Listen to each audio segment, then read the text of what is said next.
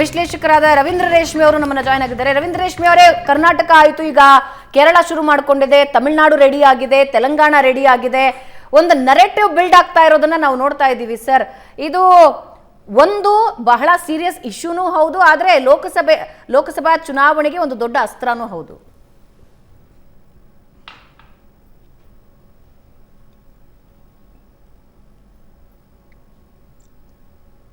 ರವೀಂದ್ರ ರೇಷ್ಮೆ ಸರ್, ನನ್ನ ವಾಯ್ಸ್ ಕೇಳಿಸ್ತಿದೆಯಾ ನಿಮ್ಗೆ? ಕೇಳಿಸ್ತಾ ಇದೆ. ಕಂಟಿನ್ಯೂ. ನೋಡಿ, ಕಳೆದ 75 ವರ್ಷಗಳ ಸ್ವಾತಂತ್ರ್ಯೋತ್ತರ ಇತಿಹಾಸದಲ್ಲಿ ಅತಿ ಹೆಚ್ಚು ಕಾಲ ಉತ್ತರ ಭಾರತದ ನಾಯಕರುಗಳೇ ಪ್ರಧಾನಮಂತ್ರಿ ಆಗಿರೋದು ಕಾಂಗ್ರೆಸ್ ಅಧಿಕಾರದಲ್ಲಿದ್ದಾಗ. ಜವಾಹರ್ಲಾಲ್ ನೆಹರು ಅವರು 17 ವರ್ಷ ಪ್ರಧಾನಮಂತ್ರಿ ಆಗಿದ್ರು. 2 ವಿವಿಧ ಅವಧಿಗಳು ಸೇರಿ ಒಟ್ಟು 14 ವರ್ಷ ಇಂದಿರಾ ಗಾಂಧಿ ಅವರು ಪ್ರಧಾನಮಂತ್ರಿ ಆಗಿದ್ರು.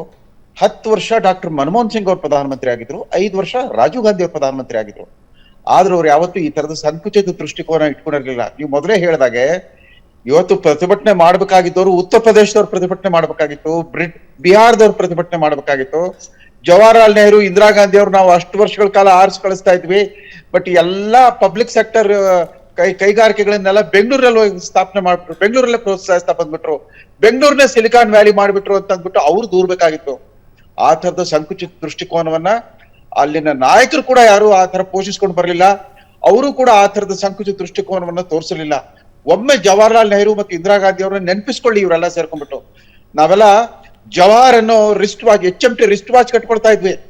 ಅದು ರಾಷ್ಟ್ರದ ಹೆಮ್ಮೆ ಆಗಿತ್ತು. ಕರ್ನಾಟಕದ HMT, HIL, BEL, ITI ಇತ್ಯಾದಿ ಕಾರ್ಖಾನೆಗಳೆಲ್ಲ, ನವರತ್ನ ಕಾರ್ಖಾನೆಗಳೆಲ್ಲ ಬೆಂಗಳೂರಲ್ಲಿ ಬೆಳೆಸಿದ್ರಲ್ಲ. ಆಗ ಇವ್ರು ಏನ್ ಅನ್ಕೊಂಡಿದ್ರು? ಆಮೇಲೆ ಇಡೀ ದೇಶಕ್ಕೆ KGF ಮಾತ್ರ ಏಕೈಕ ಚಿನ್ನದ ಗಡಿಯಾಗಿತ್ತು. KGF ಬಂದಾದ್ಮೇಲೆ ಕೂಡ ಇವತ್ತು ಹಟ್ಟಿ ಚಿನ್ನದ ಗಡಿ, ರಾಯಚೂರು ಲಿಂಗಸೂಗೂರು ತಾಲೂಕಿನಲ್ಲಿರೋ ಹಟ್ಟಿ ಚಿನ್ನದ ಗಡಿ ದೇಶಕ್ಕೆ ಏಕೈಕ ಚಿನ್ನದ ಗಡಿ. ನಾವು ಬೇರೆ ರಾಜ್ಯಕ್ಕೆ ಚಿನ್ನದ ಗಡಿ, ಚಿನ್ನ ಕೊಡಕ್ಕಾಗಲ್ಲ, ಚಿನ್ನ ಹಂಚ್ಕೊಳ್ಳೋದಿಲ್ಲ ಅನ್ನೋಕ್ಕಾಗತ್ತಾ? ಇವತ್ತು ಯಾರು ಇವರು ಬಿಹಾರು, ಜಾರ್ಖಂಡ್ ಕಡೆ ಬೆರಳು ತೋರಿಸ್ತಿದಾರೋ, ಅಲ್ಲಿರೋ ಧನಬಾದ್ ಕೋಲ್ ಮೈನ್, ಕಲ್ಲಿದ್ದಲು ಖನಿಜ ಸಂಪತ್ತಿನಿಂದ ನಾವು ಹಂಚ್ಕೊಳ್ಳೋದಿಲ್ಲ ಯಾರ ಜೊತೆಗೂ ಅಂದಾಗ ನಮ್ಮ ರಾಯಚೂರು ಶಕ್ತಿನಗರದ ಥರ್ಮಲ್ ಪ್ಲಾಂಟ್ ನಾವು ನಡೆಸ್ಲಿಕ್ಕಾಗತ್ತಾ? ಅವ್ರು ಕಲ್ಲಿದ್ದಲು ಪೂರೈಕೆ ನಿಲ್ಸ್ಬಿಟ್ರೆ, ಸರಬರಾಜು ನಿಲ್ಸ್ಬಿಟ್ರೆ. ಈ ಸಂಕುಚಿತ ದೃಷ್ಟಿಕೋನದಿಂದಾಗನೇ ಕರ್ನಾಟಕದ ಯಾವ ನಾಯಕರು ಕೂಡ ರಾಷ್ಟ್ರದ ಪ್ರಧಾನಮಂತ್ರಿ ಆಗ್ತೀನಿ ಅನ್ನೋ ಒಂದು ಛಲ ಕೂಡ ತೋರಿಸಿಲ್ಲ. ಆ ದೃಷ್ಟಿಕೋನವನ್ನೇ ಬೆಳೆಸ್ಕೊಂಡಿಲ್ಲ. ಪ್ರತಿಯೊಬ್ರು ಕೂಡ ಬರ್ತಾ ತನ್ನ ಜಿಲ್ಲೆ, ತನ್ನ ಕ್ಷೇತ್ರ, ತನ್ನ ತಾಲೂಕು ಅನ್ನೋಷ್ಟರ ಮಟ್ಟಿಗೆ ಸಂಕುಚಿತ ದೃಷ್ಟಿಕೋನ ಬೆಳೀತಾ ಇದೆ. ಅದು ಬರೀ ಕೇವಲ ಕಾಂಗ್ರೆಸ್ಸಿಗರಲ್ಲ, ಬಿಜೆಪಿ ನಾಯಕರು ಕೂಡ ಎಚ್ಚೆತ್ಕೊಳ್ಬೇಕು. ಇವತ್ತು ಭಾರತವನ್ನು ಆಳ್ತಾ ಇರೋ ಉತ್ತರ ಭಾರತದವರು ಅಲ್ವೇ ಅಲ್ಲ. ನರೇಂದ್ರ ಮೋದಿ ಪ್ರಧಾನಮಂತ್ರಿ ಅವರು ಗುಜರಾತ್ ರಾಜ್ಯದವರು, ಮಧ್ಯ ಭಾರತದವರು. ಹಣಕಾಸು ಸಚಿವರಾಗಿರೋ ನಿರ್ಮಲಾ ಸೀತಾರಾಮನ್ ಅವರು ತಮಿಳುನಾಡು ಮೂಲದವರು, ಕರ್ನಾಟಕದಿಂದ ರಾಜ್ಯಸಭೆಗೆ ಚುನಾಯಿತರಾಗಿರೋರು. ಉತ್ತರ ಭಾರತದವರು ಯಾರು ಪ್ರಮುಖ ಸ್ಥಾನಗಳಲ್ಲಿಲ್ಲ. ವಿದೇಶಾಂಗ ಸಚಿವರ ಮೇಲೆ ಆರೋಪ ಇರೋದೇ ದಕ್ಷಿಣ ಭಾರತದವರಾಗಿ ದಕ್ಷಿಣ ಭಾರತಕ್ಕೆ ಅನ್ಯಾಯ ಮಾಡ್ತಿದ್ದಾರೆ ಅಂತ. ಅನ್ಯಾಯ ಮಾಡ್ತಾ ಅಲ್ಲ, ಅನ್ಯಾಯದ ಪ್ರಶ್ನೆ ಅಲ್ಲ. ಅನ್ಯಾಯ ಅನ್ನೋ ರೀತಿಯಲ್ಲಿ ಇದು ಬಿಂಬಿಸೋ ಪ್ರವೃತ್ತಿ ಇದೆಯಲ್ಲ, ತೀರಾ ಸಂಕುಚಿತ ದೃಷ್ಟಿಕೋನದ್ದು. ಇಲ್ದೇ ಯಾವುದೇ ಪದವಿ ಅಧಿಕಾರದಲ್ಲಿರೋ ಅವ್ರದೇ ನಾಯಕ ರಾಹುಲ್ ಗಾಂಧಿ ಯಾಕೆ ಭಾರತ್ ಜೋಡೋ ಯಾತ್ರೆ ಅಂತ ಮಾಡಕ್ ಹೊರಟಿದ್ದಾರೆ. ಆದ್ರೆ ಅಟ್ಲೀಸ್ಟ್ ತಾತ್ವಿಕ ಮಹತ್ವನ್ನಾದ್ರೂ ಅರ್ಥ ಮಾಡ್ಕೋಬೇಕಾಗಿತ್ತು, ಬೇಕಾಗಿತ್ತು. ರೈಟ್ ಸರ್, ವಾಪಸ್ ಬರ್ತೀನಿ. ಬಸವರಾಜ್ ಅವರೇ, ಓವರ್ ಆಲ್ ಈಗ ನಡೀತಾ ಇರೋ ಎಲ್ಲ ಬೆಳವಣಿಗೆನ ನೀವು ನೋಡ್ತಾ ಇದ್ದೀರಾ. DK ಸುರೇಶ್ ಅವರ ಒಂದು ಹೇಳಿಕೆಯಿಂದ ಶುರುವಾಯಿತು, ಈಗ ದಕ್ಷಿಣ ವರ್ಸಸ್ ಉತ್ತರ ಅಂತ ಶುರುವಾಗಿದೆ. ಇಲ್ಲಿ 2 ಮುಖ್ಯ ವಿಷಯನ ಗಮನಕ್ಕೆ ತರಲೇಬೇಕಾಗಿದೆ, ರಾಜ್ಯದ ಜನತೆ ಗಮನಕ್ಕೆ. ಏಕೆಂದರೆ ಇವತ್ತಿನ ಚರ್ಚೆನಲ್ಲೂ ಬಂತು, ಮೊನ್ನೆ ಪ್ರತಾಪ್ ಸಿಂಹ ಕೂಡ ಇದೇ ಮಾತನ್ನು ಹೇಳಿದರು. ಏನು ಅಂತಂದರೆ, ದಕ್ಷಿಣ ಭಾರತಕ್ಕೆ, ಕರ್ನಾಟಕಕ್ಕೆ ನೆಹರು ಇಂದಿರಾ ಗಾಂಧಿ ಕಾಲದಲ್ಲಿ ಪಬ್ಲಿಕ್ ಸೆಕ್ಟರ್ ಇದನ್ನೆಲ್ಲ ಕೊಟ್ಟಿದ್ದರಿಂದಾಗಿ ಕರ್ನಾಟಕ ಈ ರೀತಿ ಮುಂದುವರೆದಿದೆ. ಉತ್ತರ ಭಾರತದವರು, ಉತ್ತರ ಪ್ರದೇಶದವರು, ಬಿಹಾರವರು ಈ ಪ್ರಶ್ನೆ ಎತ್ತಬೋದಾಗಿತ್ತು ಅಂತ ರವೀಂದ್ರ ರೇಷ್ಮೆ ಕೂಡ ಅದನ್ನೇ ಮಾತಾಡಿದರು. ಅದೊಂದು ಪಾಯಿಂಟ್ ಮುಖ್ಯವಾಗಿ ನಾವು ಮಾತಾಡಬೇಕಾಗಿದೆ. ಎರಡನೇದು, ಮೋದಿಯವ್ರನ್ನೇ ಏನು ಮಾತಾಡಿದ್ದಾರೆ, ಹಿಮಾಲಯದಲ್ಲಿ ನದಿ ಹುಟ್ತೀನಿ ಅಂತ ಹೇಳ್ಬಿಟ್ಟು ಬೇರೆ ಕಡೆ ಕೊಡಲ್ಲ ಅಂತ ಹೇಳೋಕ್ಕಾಗತ್ತಾ, ಅಥವಾ ಬಿಹಾರ ಜಾರ್ಖಂಡಲ್ಲಿ ಕಲ್ಲಿದ್ದಲು ಗಣಿಗಳೇನಿದೆ ಅದನ್ನ ಬೇರೆ ಕಡೆ ಕೊಡೋಕ್ಕಾಗಲ್ಲ ಅಂತ ಹೇಳೋಕ್ಕಾಗತ್ತಾ ಅಂತ ಹೇಳ್ಬಿಟ್ಟಂತ. ಅಂದರೆ ದಕ್ಷಿಣ ಕರ್ನಾಟಕದವ್ರನ್ನೇ ಏನು ತೆರಿಗೆ ನಮಗೆ, ನಮ್ಮ ಪಾಲು ನಮ್ಮ ತೆರಿಗೆ ಕೊಡಿ ಅಂತ ಕೇಳಿದ್ದನ್ನು ದೇಶ ಒಡೆಯೋ ಮಾತಾಡ್ತಾ ಇದ್ದಾರೆ ಅನ್ನೋ ಅರ್ಥದಲ್ಲಿ ಮೋದಿಯವರು ಮಾತಾಡಿದ್ರಲ್ಲ, ಅದನ್ನು 2 ಮುಖ್ಯ ಪ್ರಶ್ನೆಯಾಗಿ ಎತ್ಕೋಬೇಕಾಗಿದೆ. ಮೊದಲನೇದಾಗಿ, ಈ ಕರ್ನಾಟಕಕ್ಕೆ ಪಬ್ಲಿಕ್ ಸೆಕ್ಟರ್ ಯೂನಿಟ್ಗಳನ್ನ ಏನು ಆಗಲಿಂದ ಕೊಡ್ತು, ಅದಕ್ಕೋಸ್ಕರ ಕರ್ನಾಟಕ ಮುಂದುವರಿತು, ಅದನ್ನು ಪ್ರಶ್ನೆ ಮಾಡ್ಬೋದಾಗಿತ್ತು ಉತ್ತರ ಪ್ರದೇಶ ಅವರೆಲ್ಲ ಅಂತ ಹೇಳ್ತಾ ಇದ್ದಾರಲ್ಲ. ಆ್ಯಕ್ಚುಲಿ ಕರ್ನಾಟಕ ಪಬ್ಲಿಕ್ ಸೆಕ್ಟರ್ಗಳನ್ನ ಕರ್ನಾಟಕ ಕೊಡಬೇಕಾದ್ರೆ ಹಲವಾರು ಅನುಕೂಲತೆಗಳನ್ನ ನೋಡಿ ಕೊಟ್ಟಿರ್ತಾರೆ, ಮೊದಲನೇದು. ಎರಡನೇದು, ಕರ್ನಾಟಕದ ಸಂಸ್ಕೃತಿ ಇದೆಯಲ್ಲ, ಇದು ಯುರೋಪ್ನಲ್ಲಿ ನಾಗರಿಕತೆ ಕಣ್ಣು ಬಿಡ್ತಾ ಇರೋ ಕಾಲದಲ್ಲಿ, ಇನ್ನೂ ಕಣ್ಣೇ ಬಿಟ್ಟಿರಲಿಲ್ಲ ಆ ಕಾಲದಲ್ಲಿ ಈ ರಾಜ್ಯದಲ್ಲಿ ವಚನ ಚಳವಳಿ ನಡೆದಿದೆ. ಕರ್ನಾಟಕ ಮೊದಲಿಂದನೂ ನೂರಾರು ವರ್ಷಗಳಿಂದನೂ ಕರ್ನಾಟಕ ಒಂದು ಕಲ್ಚರಲ್ ರಿಚ್ ಹೆರಿಟೇಜ್ನ ಕಾಪಾಡ್ಕೊಂಡು ಬಂದಿದೆ ಮತ್ತು ಕರ್ನಾಟಕ ಇಡೀ ದೇಶಕ್ಕೆ ಇಡೀ ಪ್ರಪಂಚಕ್ಕೆ ಸಂದೇಶ ಕೊಡುವಂಥ ಮಾದರಿಗಳನ್ನ ಹುಟ್ಟು ಹಾಕಿದೆ. ಇನ್ನು ಈ 20ನೇ ಶತಮಾನದ ಶುರುವಿನಲ್ಲಿ ಹುಟ್ಟಿದಂಥ ಕುವೆಂಪು ಅವರು ಸ್ವತಂತ್ರ ಬರೋಕ್ಕೂ ಮೊದಲನೇ ಬರೆದಿದ್ದಾರೆ. 1929ನೇ ಇಸ್ವಿಲಿ ಇರಬೇಕು ಅವ್ರು ಬರೆದಿದ್ದು, ಭಾರತ ಜನನಿಯ ತನುಜಾತೆ ಜಯ ಹೇ ಕರ್ನಾಟಕ ಮಾತೆ ಅಂತ. ಅವರು ಮತ್ತೆ ಅಂದರೆ ಕರ್ನಾಟಕ ಕಲ್ಚರಲ್ಲಿ ಇಡೀ ಪ್ರಪಂಚಕ್ಕೆ ಸಂದೇಶ ಕೊಡುವಂಥ ಮಾದರಿಗಳನ್ನ ಎಷ್ಟೋ ವರ್ಷಗಳಿಂದ ಹುಟ್ಟು ಹಾಕಿದೆ. ಒಂದು. ಎರಡನೇದು, ಇಡೀ ದೇಶದಲ್ಲಿ ಮೊಟ್ಟ ಮೊದಲನೇ ಬಾರಿಗೆ ಇಲ್ಲಿ ನಮಗೆ ಸ್ವತಂತ್ರ ಬರೋಕ್ಕೂ ಮೊದಲು, ಕಾನ್ಸ್ಟಿಟ್ಯೂಷನ್ ರಚನೆ ಆಗೋಕ್ಕೂ ಮೊದಲು ಕೃಷ್ಣದೇವರಾಯ ಒಡೆಯರ್ ಅವರು ಇಲ್ಲಿ ಮೀಸಲಾತಿ ಜಾರಿಗೆ ತರ್ತಾರೆ. ಸೊ ಇವೆಲ್ಲ ಕಾರಣಗಳು ಸೇರಿಕೊಂಡು ಕರ್ನಾಟಕ ಮೊದಲೇ ಒಂದು ಮಟ್ಟದ ಅಭಿವೃದ್ಧಿ ಪಥದಲ್ಲಿತ್ತು ಮತ್ತು ಥಿಂಕಿಂಗಲ್ಲಿ ಮುಂದೆ ಇತ್ತು. ಇವೆಲ್ಲ ಕಾರಣಗಳು ಸೇರಿಕೊಂಡಿದೆ. ಕರ್ನಾಟಕ ಪಬ್ಲಿಕ್ ಸೆಕ್ಟರ್ ಕೊಡಬೇಕಾದ್ರೆ ಇದು ಕರ್ನಾಟಕಕ್ಕೆ ಸುಮ್ಮನೆ ಕೊಟ್ಬಿಟ್ಟಿಲ್ಲ. ಒಂದು. ಎರಡನೇದು ಹಾಗಾಗಿ ಮೂಲಭೂತ ಸೌಕರ್ಯಗಳನ್ನ ಗಮನದಲ್ಲಿ ಮೂಲಭೂತ ಸೌಕರ್ಯಗಳು ಅಂದಾಗ ನಾವು ಕಲ್ಚರಲ್ ಬಗ್ಗೆ ಮಾತಾಡಬೇಕಾಗ್ತದೆ. ಎರಡನೇ ಸೌಕರ್ಯಗಳನ್ನ ಗಮನದಲ್ಲಿ ಇಟ್ಕೊಂಡು ಇಲ್ಲಿ ನಾವು ತರುವ ಯೋಜನೆಗಳಿಗೆ ಎಲ್ಲಾ ವ್ಯವಸ್ಥೆ ಇದೆಯಾ ಅಂದ್ಕೊಂಡೆ ಕೇಂದ್ರದಿಂದ ಬಂತು. ಮತ್ತೆ ಅಂದ್ರೆ ಕೇಂದ್ರ ಸರ್ಕಾರ ನಿರ್ಧಾರ ತಗೋಬೇಕಾದ್ರೆ ಆಗ ಕರ್ನಾಟಕದಲ್ಲಿ ಆ ತರ ಪಬ್ಲಿಕ್ ಸೆಕ್ಟರ್ ಯೂನಿಟ್ಗಳನ್ನ ಸ್ಥಾಪನೆ ಮಾಡೋದ್ರಿಂದ ಇಡೀ ದೇಶಕ್ಕೆ ಒಳ್ಳೇದಾಗತ್ತೆ.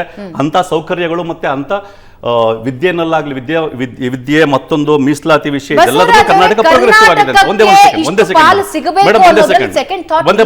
ಒಂದೇ ಸೆಕೆಂಡ್. ಹಂಗಾಗಿ ಏನು ಇವತ್ತು ಕರ್ನಾಟಕಕ್ಕೆ ಪಬ್ಲಿಕ್ ಸೆಕ್ಟರ್ ಕೊಟ್ಬಿಟ್ರು, ಅದನ್ನ ಅವ್ರು ಪ್ರಶ್ನೆ ಮಾಡಲಿಲ್ಲ ಅಂತ ಕೆಲವರು ದಿಕ್ಕು ತಪ್ಪಿಸೋ ಕೆಲಸ ಮಾಡ್ತಾರಲ್ಲ, ಇದು ಕರ್ನಾಟಕದ ಕಲ್ಚರ್ ಇದಕ್ಕೆ ಮಾಡುವಂಥ ಅವಮಾನ. ಎರಡನೇ ಪ್ರಶ್ನೆ, ಮೋದಿಯವ್ರು ನಿನ್ನೆ ಸಂಸತ್ತಲ್ಲಿ ಮಾತಾಡ್ತಾ ಹೇಳ್ತಾರೆ ಕಲ್ಲಿದ್ದಲು ಅಲ್ಲಿ ತಯಾರಾಗುತ್ತೆ ಅಂತ ಎಲ್ಲ ಕಡೆ ಕೊಡಲ್ಲ ಅನ್ನೋಕ್ಕಾಗತ್ತಾ, ಮತ್ತೆ ಹಿಮಾಲಯದಲ್ಲಿ ನದಿ ಹುಟ್ಟುತ್ತೆ ಅಂತ ನಾನು ಎಲ್ಲೂ ಅರಿಯಲ್ಲ ಅನ್ನೋ ಕೇಳಕ್ಕಾಗತ್ತಾ ಅಂತ ಹೇಳ್ಬಿಟ್ಟು. ಇದು ಇಡೀ ಏನು ಹೋರಾಟ ನಡೀತಾ ಇದೆ ಇದನ್ನು ದಿಕ್ತಪ್ಪಿಸುವಂತ ಕೆಲಸ ಸ್ವತಃ ಪ್ರಧಾನಿಯವರು ಮಾಡ್ತಾ ಇದ್ದಾರೆ. ಯಾಕಂದ್ರೆ ಪ್ರಧಾನಿಯವರು ನರೇಂದ್ರ ಮೋದಿ ಗುಜರಾತ್ ಸಿಎಂ ಆಗಿದ್ದಾಗ ಅಲ್ಲಿಯ ಟ್ಯಾಕ್ಸ್ ನನಗೆ ಸರಿಯಾಗಿ ಟ್ಯಾಕ್ಸ್ ಸಿಗ್ತಾ ಇಲ್ಲ ಅಂತ ಪ್ರಶ್ನೆ ಎತ್ತಿದ್ದಾರೆ. 2012ರಲ್ಲಿ ನಮ್ಮ 60,000 ಕೋಟಿ ಕಟ್ತಾ ಇದೀವಿ ಪ್ರತಿ ವರ್ಷ ಕೇಂದ್ರಕ್ಕೆ, ನಮಗೆ ಏನು ಕೊಡ್ತಾ ಇಲ್ಲ ಅಂತ ಪ್ರಶ್ನೆ ಎತ್ತಿದ್ದಾರೆ. ಸರಿಯಾದ ಪ್ರಶ್ನೆ ಆಗಿ ಎತ್ತಿದ್ದಾರೆ ಅವರು. ಆದರೆ ಕರ್ನಾಟಕದವ್ರ ಪ್ರಶ್ನೆ ಎತ್ತುವಾಗ ಅದನ್ನ ದಿಕ್ತಪ್ಪಿಸೋ ಕೆಲಸ ಮಾಡ್ತಿದ್ದಾರೆ. ಯಾಕಂದ್ರೆ ಕರ್ನಾಟಕದಲ್ಲಿ ಯಾರೂ ಕೂಡ ಈಗಿರೋ ಅಧಿಕಾರದಲ್ಲಿರ್ತಕ್ಕಂಥ ಸಿದ್ದರಾಮಯ್ಯನವರಾಗ್ಲಿ ಡಿ ಕೆ ಶಿವಕುಮಾರ್ ಅವರಾಗ್ಲಿ ಯಾರೂ ಕೂಡ ಉತ್ತರ ಪ್ರದೇಶಕ್ಕೆ ಬಿಹಾರಕ್ಕೆ ಕೊಡಬೇಡಿ ಅಂತ ಹೇಳ್ತಿಲ್ಲ. ನಾವು ಕೇಳ್ತಾ ಇರ್ತಕ್ಕಂಥದ್ದು ಕರ್ನಾಟಕಕ್ಕೆ ಸಲ್ಲಬೇಕಾದ ತೆರಿಗೆ ಕೊಡಿ ಅಂತ. ಯಾಕೆಂದ್ರೆ ನೋಡಿ, ಒಂದು ತುಂಬಾ ಇಂಪಾರ್ಟೆಂಟ್ ನಾವು ಅರ್ಥ ಮಾಡ್ಕೋಬೇಕಾಗಿದೆ, ಪಕ್ಷಾತೀತವಾಗಿ ಯೋಚನೆ ಮಾಡಬೇಕಾಗಿದೆ. ಇವತ್ತು ಕರ್ನಾಟಕಕ್ಕೆ ಸಲ್ಲಬೇಕಾದ ತೆರಿಗೆ ಕೊಡಿ ಅಂತ ಯಾರು ಕೇಳ್ತಾ ಇದ್ದಾರಲ್ಲ, ಇದು ನಿಜವಾದ ರಾಜ್ಯ ಪ್ರೇಮದ ಮತ್ತೆ ದೇಶ ಪ್ರೇಮದ ಕೆಲಸ. ಯಾಕೆಂದ್ರೆ ಕರ್ನಾಟಕ ಇವತ್ತು ಇಡೀ ಸೌತ್ ಇಂಡಿಯಾ ಪ್ರಶ್ನೆ ಬಂದಿದೆ ಅಲ್ವಾ, ನೋಡಿ ಲೆಕ್ಕ ಹಾಕೊಳ್ಳಿ. ಮೋದಿಯವರು ಏನು ಹೇಳಿದ್ದಾರೆ, ನನ್ನ 2ನೇ ಅವಧಿನಲ್ಲಿ ಭಾರತ 5ನೇ ದೊಡ್ಡ ಎಕಾನಮಿ ಆಯಿತು, 3ನೇ ಅವಧಿನಲ್ಲಿ ಕೊಟ್ಟರೆ 3ನೇ ದೊಡ್ಡ ಎಕಾನಮಿ ಆಗುತ್ತೆ. ಯಾವ ಲೆಕ್ಕದಲ್ಲಿ ಹೇಳ್ತಾ ಇದ್ದಾರೆ ಅವರು? GDP ಲೆಕ್ಕದಲ್ಲಿ ಹೇಳ್ತಾ ಇದ್ದಾರೆ. GDP ಲೆಕ್ಕದಲ್ಲಿ $5 ಟ್ರಿಲಿಯನ್ ಆಗುತ್ತೆ ನನ್ನ GDP, ಅದು ಕೂಡ ನನ್ನ ಸಾಧನೆ ಆಗಲಿದೆ ಅನ್ನೋ ಥರ ಮಾತಾಡ್ತಾ ಇದ್ದಾರೆ. ಇವತ್ತು ಇಡೀ ದೇಶ GDP ನಲ್ಲಿ 30% GDP is contributed by south India. ಆದರೆ ಅಂದ್ರೆ ಏನರ್ಥ, ನಮ್ಮ ಮತ್ತೆ ಇಡೀ ದೇಶದಲ್ಲಿ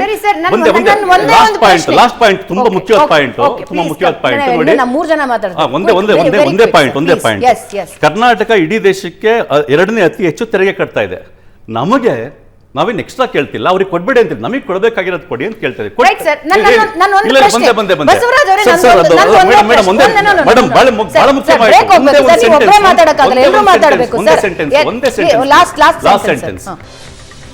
ಕರ್ನಾಟಕಕ್ಕೆ ಕೊಡಬೇಕಾದಷ್ಟು ತೆರಿಗೆ ಕೊಡಲಿಲ್ಲ ಅಂದ್ರೆ ಕರ್ನಾಟಕ ಹಿಂದೆ ಉಳಿಯುತ್ತೆ. ಹಿಂದೆ ಉಳಿದಾಗ ನಾವು ಕಟ್ಟೋ ತೆರಿಗೆನೂ ಕಡಿಮೆ ಆಗ್ತಿದೆ, ದೇಶನೂ ಹಿಂದೆ ಉಳಿತಿದ್ದಾಗ ಕರ್ನಾಟಕಕ್ಕೆ ತೆರಿಗೆ ಕೊಡಿ ಅಂತ ಕೇಳ್ತಾ ಇರೋದು, ಕೊಡಬೇಕಾದ ಕೊಡಿ ಅಂತ ಕೇಳ್ತಾ ಇರೋದು. ಅದರಲ್ಲಿ ಯಾವ ಪ್ರಶ್ನೆನೂ ಇಲ್ಲ ಸರ್. ನಾನು ಹೇಳ್ತಾ ಇರೋದು ರಾಜ್ಯಕ್ಕೆ ಏನು ಬರಬೇಕು ಅದನ್ನ ಕೇಳೋದ್ರಲ್ಲಿ ಯಾವುದೇ ತಪ್ಪಿಲ್ಲ. ಆದ್ರೆ ಯಾವಾಗ ಆಕ್ಟಿವ್ ಆಗ್ಬೇಕು ಅವಾಗ ಆಕ್ಟಿವ್ ಆಗಿಲ್ಲ ಅನ್ನೋದು ಒಂದು ಆರೋಪ. ಇದರ ಜೊತೆಗೆ ಸರ್, ಇವಾಗ ಉತ್ತರ ಕರ್ನಾಟಕದ ದಕ್ಷಿಣ ಕರ್ನಾಟಕದ ವಿಷಯ ಬಂದಾಗ ಬೆಂಗಳೂರವರು ನಾವು ಜಾಸ್ತಿ ತೆರಿಗೆ ಕಟ್ತಾ ಇದೀವಿ, ನೀವು ಉತ್ತರ ಕರ್ನಾಟಕಕ್ಕೆ ಯಾಕೆ ನೀವು ದುಡ್ಡು ಸ್ಪೆಂಡ್ ಮಾಡ್ತಾ ಇದ್ದೀರಾ ಅಂತ ಹೇಳಿದ್ರೆ, ಈಗ ಕರ್ನಾಟಕದ ಯಾವುದೇ ಜವಾಬ್ದಾರ ವ್ಯಕ್ತಿಯು ಪ್ರಶ್ನೆ ಉತ್ತರ ಕರ್ನಾಟಕ ರಾಜ್ಯ ಆಗಬೇಕು ಅಂತ ಒಂದು ಘೋಷಣೆ ಹೋಗಿದ್ರು. ಅವಾಗ ಸಿದ್ದರಾಮಯ್ಯ ಹೇಳಿದ್ರು ಅದು ನಾಡದ್ರೋಹದ ಕೆಲಸ ಅಂತ. ನಾನು ಪ್ರಶ್ನೆ ಕೇಳ್ತಾ ಇರೋದು, ರಾಜ್ಯಕ್ಕೆ ಬರಬೇಕಾಗಿರೋದು ಬರಬೇಕು ಸರ್, ನಮ್ಮ ಹಕ್ಕು ಅದು. ಆದ್ರೆ ದಕ್ಷಿಣ ಭಾರತ ಮತ್ತು ಉತ್ತರ ಭಾರತ ಅಂತ ಒಡೆಯೋದಿದೆಯಲ್ಲ ಅದು ತಪ್ಪು. ಮತ್ತೆ